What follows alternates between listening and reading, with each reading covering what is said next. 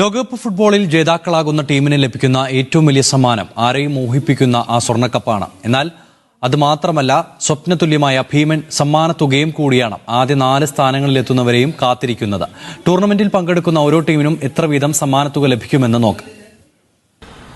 Qatar ലോകകപ്പ് അതിന്റെ പരിസമാപ്തിയിലേക്ക് കടക്കുന്നു.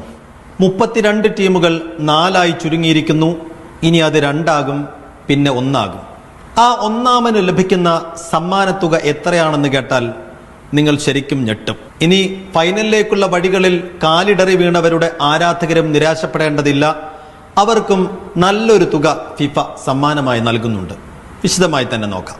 കിരീട ജേതാക്കളായി ഫുട്ബോൾ ലോകത്തിന്റെ രാജപട്ടം അലങ്കരിക്കുന്നവർക്ക് നൽകുന്ന സമ്മാനത്തുക $42 മില്യൺ എന്ന് വെച്ചാൽ 346.16 കോടി രൂപ. റണ്ണേഴ്സ് അപ്പ് ആകുന്ന ടീമിന് ലഭിക്കുന്നത് $30 മില്യൺ, അതായത് 247.26 കോടി രൂപ.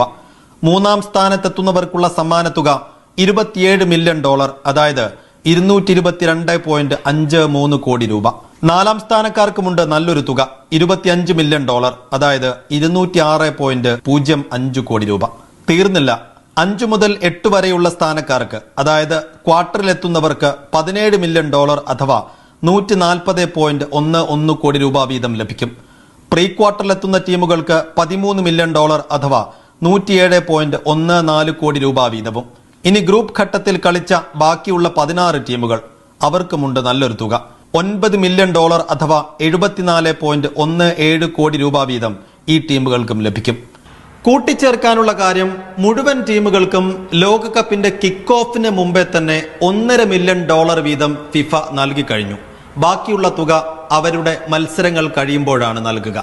ഒപ്പം തന്നെ റഷ്യൻ ലോകകപ്പിനേക്കാളും $40 മില്യൺ അധിക തുക സമ്മാനത്തിനായി ഫിഫ ഈ ലോകകപ്പിന് നീക്കിവച്ചിട്ടുണ്ട്. ദോഹയിൽ നിന്നും PC സൈഫുദ്ദീൻ, മീഡിയ 1.